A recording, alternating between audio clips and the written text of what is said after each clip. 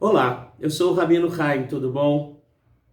Nessa semana, a Torá conta pra gente sobre a chegada de Jacó e seus filhos ao Egito. Jacó chama seu filho Judá e pede para ele ir na frente para mostrar o caminho.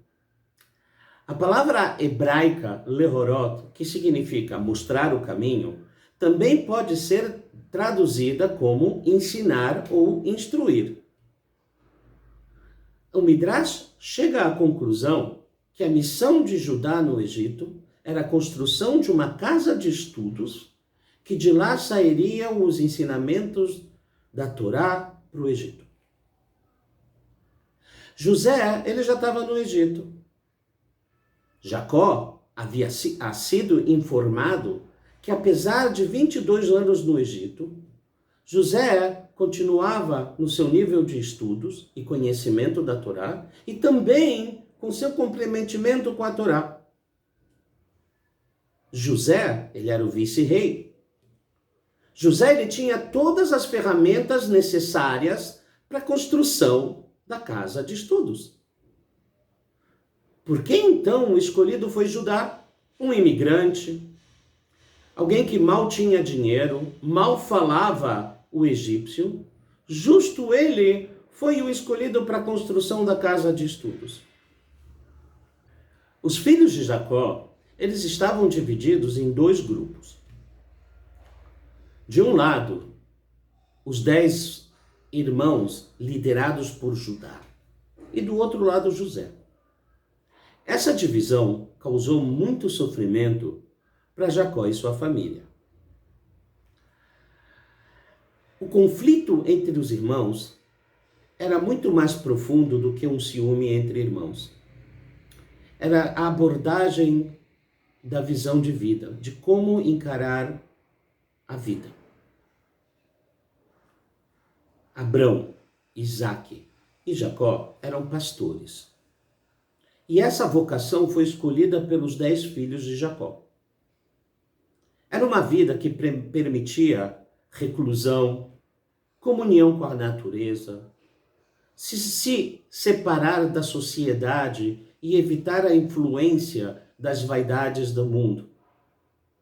Enquanto eles estavam cuidando de seus rebanhos nas planícies de Canaã, eles tinham todas as ferramentas necessárias para desenvolver a sua ligação espiritual com Deus.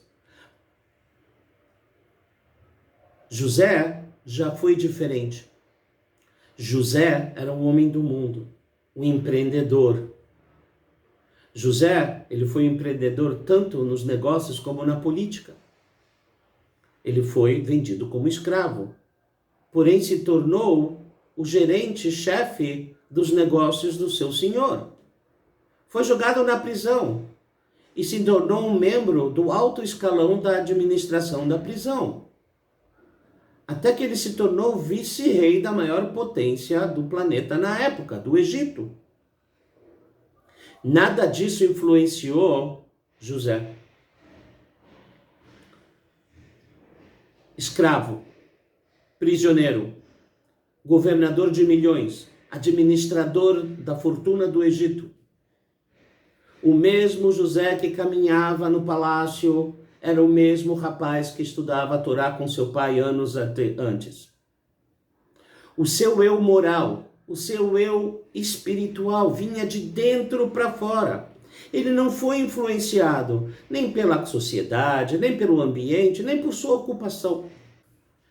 O conflito entre José e seus irmãos era um conflito entre a reclusão espiritual e a nova maneira de encarar o mundo. Os irmãos não conseguiam entender que era possível ter uma vida espiritual nesse mundo material. Nós vimos que José foi o vencedor. As 3 primeiras gerações de reclusão espiritual já estavam terminando. Iriam dar lugar a uma vida no Egito, quando Jacó e sua família chegou lá, onde eles deveriam se deparar com o mundo material. Nos seus sonhos, José já previu que isso aconteceria. Quando seus irmãos e seus pais se curvaram e se aproximaram a ele.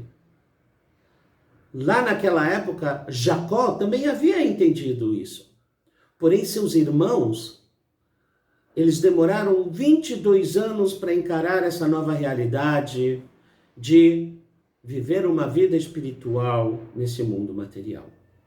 No entanto, o escolhido para construir a casa de estudos foi Judá e não José. Por quê? A gente podia pensar que essas 3 primeiras gerações de reclusão espiritual, elas foram um falso início. Mas, na verdade, elas foram o fundamento de tudo, foram a base de tudo. De lá, José tirou a sua força para poder enfrentar os desafios dessa vida material e se manter num nível espiritual elevado. E esse é o ensinamento. Na nossa vida, nós temos que viver uma vida como José. Viver nesse mundo e manter um nível espiritual elevado. Porém, a educação, ela deve ser espiritual, dada por Judá. Shabbat Shalom.